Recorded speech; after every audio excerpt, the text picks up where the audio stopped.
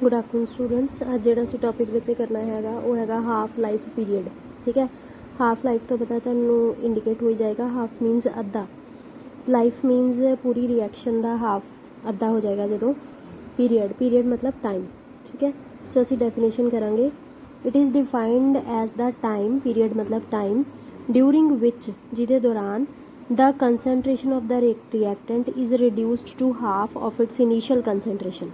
ठीक है, ये नहीं करना है कि पूरी रिएक्शन जो तक होगी वह अद्धा जो होएगा उन्होंने आप हाफ लाइफ पीरीयड करांगे। नो, ये आप करना है कि जो रिएक्शन जी हैगी अपने अद्ध तक, यानी कि जिन्ने तुसी रिएक्टेंट लए सीगे, सपोज तुसी 1 मोल रिएक्टेंट जोड़ा वो लिया सीगा उहदा हाफ रह जाए।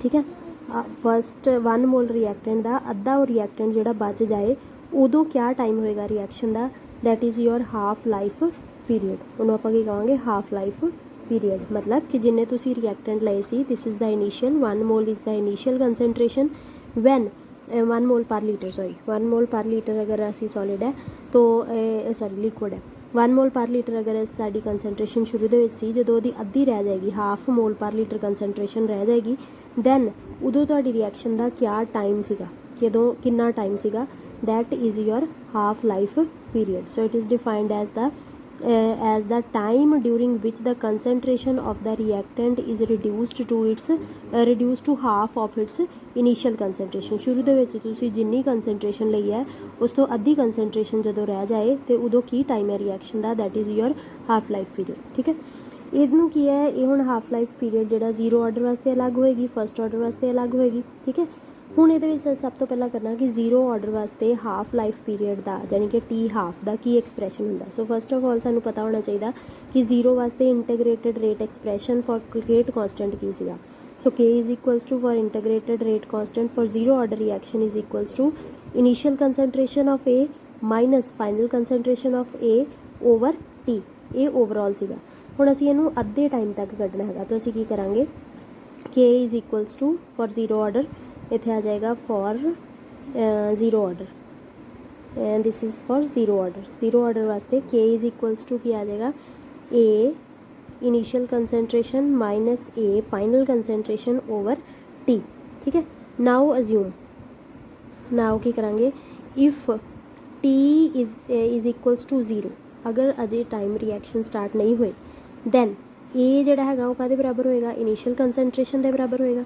ठीक है, यानी कि इनिशियल कंसनट्रेशन ही रहेगी, but at T is equals to T half, जो टी की हो जाएगा ए वाला टी जो होगा टी हाफ हो जाएगा, दैन ए यानी कि इनिशियल तो सेम रहनी है, ए नू की हो जाएगा, ए की हो जाएगी टी इनिशियल अमाउंट का हाफ, यानी कि ए इनिशियल का की हो जाएगा अद्धा हो जाएगा, इनिशियल का की हो जाएगा हाफ हो जाएगा, अद्धा हो जाएगा। सो इनू अगर असी टी नू इस साइड लाइए, सो ये क्या आ जाएगा T A naught minus A over आप लिख दिए के। सो आप टी हाफ यानी कि आप हाफ लाइफ पीरीयड करना, we have to find out T half, that's why असीं ए वाले एक्सप्रैशन जोड़ा वो रिवर्स करता है, उल्टा करता है। ठीक है, सो एट टी जो की हो जाएगा टी हाफ, यानी कि आप टी हाफ फाइंड आउट करना, T is equals to T half. ठीक है, दैन इनिशियल तो सेम ही रहेगी, इनिशियल में कुछ नहीं करना, माइनस ए जी फाइनल है वो की हो जाएगी अद्धी हो जाएगी। ठीक है, अद्धी हो जाएगी की है हाफ कर देंगे इनू। ठीक है, ये क्या आ जाएगा, नीचे के आ जाएगा, इनू आप कितना लिख सकते हैं, ए नॉड माइनस ए नॉड ओवर के आ जाएगा 2 के आ जाएगा, ओवर के आ जाएगा 2 के आ जाएगा। ठीक है, हूँ देखो ये साढ़े कोल की है टी हाफ मतलब ये पूरा एक है, ये अद्धा है, एक जो अद्धा घटा दिए तो की रह जाता, हाफ रह जाता। ठीक है, सो ये अद्धा रह गया, इनू आप नीचे लाए 2 के। So T half for 0 order reaction वास्ते की एक्सप्रैशन है, this is for 0 order reactions T half. Okay okay, now फिर साढ़े कोल जो फस्ट ऑर्डर वास्ते की रेट एक्सप्रैशन है, K is equals to 2.303 over T log initial concentration over final concentration. इनू असीं इस टी दी फॉर्म दे विच लिख दिंदे आ कि आ जाएगा 2.303 ओवर के लॉग ए नॉड ओवर के आ जाएगा ए आ जाएगा। ठीक है, हुण इहदे विच भी सेम अज्यूम करना ना आओ कि है when T is equals to 0, then ए जी हैगी वो की होएगी 0 ही होएगी। ठीक है, initial concentration, but when T is equals to T half A is equals to A naught initial concentration का की रह जाएगा, अद्धा रह जाएगा। ठीक है, सो इतने की लिखांगे आप टी इज़ इक्वल्स टू 2.303 नहीं इतने आ जाएगा टी हाफ मतलब पहला पूरा टाइम सीगा हुणे अद्धा है। ठीक है, इट इज़ ओवर के log initial concentration remains the same, final concentration becomes half of the initial concentration का अद्धा हो जाएगा।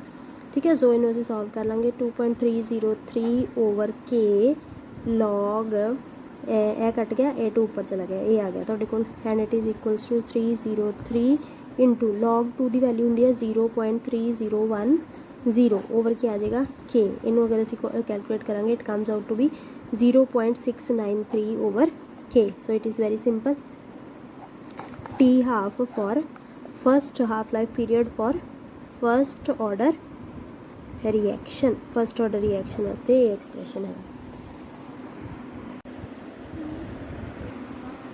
तो बच्चे न्यूमेरिकल दे विच देखो कि क्वेश्चन है during the decomposition of N2O5 dissolved in carbon tetrachloride at 303 kelvin.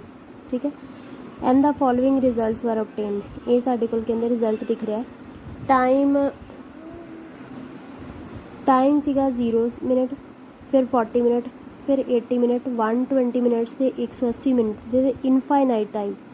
ठीक है, एंड तक जो पूरा का पूरा रिएक्टेंट जो कंज्यूम हो गया उदों तक जी रिएक्शन इन्होंने चैक की है। जो बेटा 0 सीगा उदों कोई रिएक्शन नहीं हो रही, उदों कोई ऑक्सीजन जी कलैक्ट नहीं हुई। उस तो बाद जी है वो 40 मिनट्स बाद चैक किया तो 15.6 ml जी है वो ऑक्सीजन रिलीज़ हुई। 80 मिनट्स से 28.6 रिलीज़ हुई तो 120 ते 38.6, 160 ते 46.8 हुई तो 80 जड़ा इनफाइनाइट जो पूरा का पूरा रिएक्टेंट खत्म हो गया तो साढ़े कोल कितनी जी निकली ऑक्सीजन 84.5। ठीक है, हुण इहदे विच इनीशियली साढ़े कोल वॉल्यूम है, क्या है वॉल्यूम मतलब कि असीं इहदी जगह ते न्यूमेरिकल फर्स्ट है, फर्स्ट न्यूमेरिकल नूं असीं की करना, फर्स्ट न्यूमेरिकल है ये असीं सब तो पहला फार्मूला बनाना है। ठीक है, इनीशियली साढ़े कोल जिहड़ी निकल रही है ऑक्सीजन इनीशियली असीं लैने आ ए। ठीक है, ए असीं लैने आ when time is equals to 0। ठीक है, ए इनीशियली लैने आ when time is equals to 0, but इत्थे साढ़े कोल हैगा जदों इनीशियली मतलब कि रिएक्टेंट वास्ते किहदे वास्ते रिएक्टेंट वास्ते जदों टाइम t 0 है तो रिएक्टेंट ए जिहड़ा हैगा वो साढ़े कोल हैगा 0 है। ठीक है, दिस इज़ बट साढ़े कोल हुण की है रिएक्टेंट इज़ N2O5। ठीक है, रिएक्टेंट की है N2O5 है। ठीक है, बट साढ़े कोल जिहड़ा डाटा दिता है, डाटा काहदा दिता है, हाँ जी जो डाटा दिता है वो वॉल्यूम ऑफ ऑक्सीजन दिता है। ठीक है, तुसीं ध्यान नाल देखो कि वॉल्यूम ऑफ ऑक्सीजन जिहड़ी हैगी आ वो रिलीज़ हो रही है यानी कि ओपोजिट साइड ते है। सो इहदे विच साडे कोल इनीशियल अमाउंट ये होएगा जदों रिएक्शन पूरी दी पूरी जिहड़ी हैगी आ वो साडे कोल पूरी दी पूरी ऑक्सीजन निकल गई। ठीक है, सो ये उल्टा करना असीं इहदे विच हमेशा की लैने हैगे इनीशियल अमाउंट लैने when T is equals to 0, but this T is equals to 0 के उपर जिहड़ा अमाउंट है this is for reactant concentration होना चाहिए। बट इत्थे जिहड़ा चीज़ सानू दित्ती है it is the volume of oxygen collected means कि साडे कोल ऑक्सीजन जिहड़ी है एट द एंड शुरू मतलब कि पूरी ऑक्सीजन जिहड़ी है कितनी निकलनी हैगी 84.6 लैनी। सो साडे वास्ते जिहड़ा इनीशियल अमाउंट है दिस विल बी 84.6। ठीक है, यानी कि टी इनफाइनाइट नूं असीं कंसीडर करना है। So T infinite is our ए साडे कोल आडा ए होएगा। इहदे विच असीं साडे कोल ए जिहड़ा हैगा वो वॉल्यूम है, वॉल्यूम एट इनफाइनाइट। ठीक है, सो असी फार्मूला क्या आएगा साडे कोल ए जिहड़ा हैगा वो आ जाएगा वी इनफाइनाइट और A minus X will be equal to V infinite minus V T time के उपर आ जाएगा।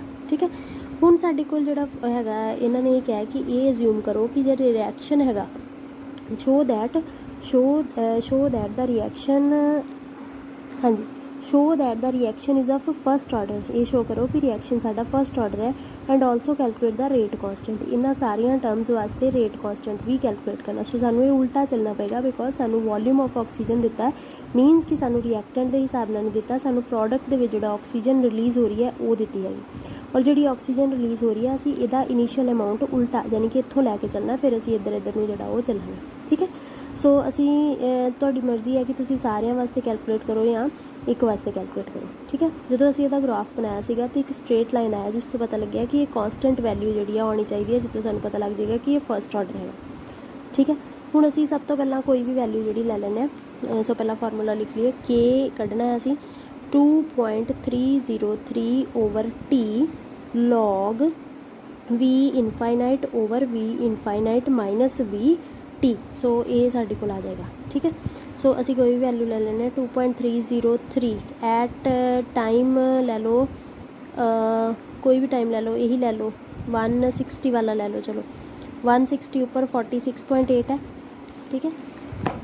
160 ਲੌਗ ਇਨੀਸ਼ੀਅਲੀ ਹੁਣ ਅਸੀਂ ਕਿਹੜੀ ਲੈਣੀ ਜਿਹੜੀ ਇਨਫਾਈਨਾਈਟ 'ਤੇ ਆ, that is 84.6। It comes out to be 84.6 ਆ ਜਾਏਗਾ। ਸੋ 84.6 ਮਾਈਨਸ ਆ ਜਾਏਗਾ ਵੀ ਟੀ।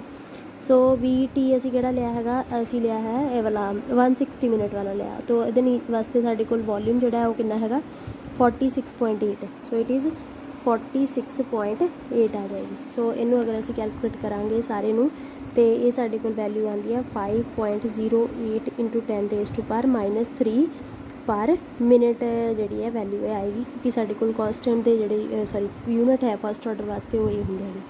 ਸੋ ਇਹ ਜਿਹੜਾ ਹੈਗਾ ਤੁਹਾਡਾ ਨੂਮੈਰੀਕਲ। ਇਸੇ ਤਰੀਕੇ ਨਾਲ ਜਿਹੜਾ ਅਸੀਂ ਕੇ ਹੈ ਇਹ ਅਸੀਂ K1 ਲਿਖ ਲਾਂਗੇ। ਹੁਣ ਅਸੀਂ ਕੇ ਅਗਰ 2 ਕੈਲਕੂਲੇਟ ਕਰਾਂਗੇ ਤਾਂ it comes out to should be comes out to be same ਆਉਣਾ ਚਾਹੀਦਾ ਹੈਗਾ, ਜਿੱਥੋਂ ਸਾਨੂੰ ਪਤਾ ਲੱਗ ਜਾਏਗਾ ਕਿ ਇਹ ਸਾਰੀ ਹੀ ਵੈਲਿਊਜ਼ ਜਿਹੜੀਆਂ ਉਹ ਸੇਮ ਆ ਰਹੀਆਂ ਹੈਗੀਆਂ। So it is a first order reaction. Similarly ਦੂਸਰਾ ਵੀ ਇਹੀ ਆ, ਦੇਖੋ ਅਤੇ ਸਾਨੂੰ ਰਿਐਕਸ਼ਨ ਦਿੱਤਾ ਹੋਇਆ, ਯਾਨੀ ਕਿ ਡਾਇਜ਼ੋਨੀਅਮ ਕਲੋਰਾਈਡ ਹੈ, ਬੈਂਜ਼ੀਨ ਡਾਇਜ਼ੋਨੀਅਮ ਕਲੋਰਾਈਡ ਹੈ, ਇੱਥੋਂ ਸਾਨੂੰ ਕਲੋਰੋਬੈਂਜ਼ੀਨ ਬਣ ਗਿਆ ਔਰ ਨਾਈਟ੍ਰੋਜਨ ਬਾਹਰ ਨਿਕਲ ਗਿਆ। ਇਹ ਵੀ ਰਿਐਕਸ਼ਨ ਜਿਹੜੀ ਉਹ ਰਿਵਰਸ ਚੱਲੇਗੀ, ਕਿਉਂਕਿ ਇਹਦੇ ਵਿੱਚ ਸਾਨੂੰ ਪ੍ਰੋਡਕਟ ਦੀ ਕੰਸਨਟ੍ਰੇਸ਼ਨ ਦਿੱਤੀ ਹੋਈ ਹੈ। ਸੋ ਇਨੀਸ਼ੀਅਲੀ ਸਾਡੇ ਕੋਲ ਜਿਹੜਾ ਉਹ total volume of nitrogen 162 same question ਹੈ, ਇਹਦੇ ਵਿੱਚ ਸੇਮ ਕੋਈ ਫਰਕ ਨਹੀਂ ਹੈਗਾ। ਸੋ ਇਹਦੇ ਵਿੱਚ ਆਰਡਰ ਵੀ ਪਤਾ ਹੋਣਾ ਚਾਹੀਦਾ, ਫਸਟ ਆਰਡਰ ਆਏਗਾ, ਅਗਰ ਸੇਮ ਆ ਗਿਆ ਤਾਂ ਰੇਟ ਕਾਂਸਟੈਂਟ ਵੀ ਜਿਹੜਾ ਹੈਗਾ ਸੇਮ ਆਏਗਾ, ਅਗਰ ਸੇਮ ਆ ਗਿਆ ਤਾਂ ਰਿਐਕਸ਼ਨ ਵੁੱਡ ਵੀ ਫਸਟ ਆਰਡਰ ਆਏਗੀ, ਠੀਕ ਹੈ। ਸੋ ਇਹ ਸਾਰੇ ਨੂਮੈਰੀਕਲਸ ਤੁਸੀਂ ਟਰਾਈ ਕਰਕੇ ਦੇਖਣੇ ਆ, ਬਾਕੀ ਜਿੰਨੇ ਵੀ ਰਹਿ ਗਏ 1 2 3 4 ਨੂਮੈਰੀਕਲ ਜਿਹੜੇ ਤੁਸੀਂ ਖੁਦ ਟਰਾਈ ਕਰਨੇ ਹੈਗੇ। Thank you.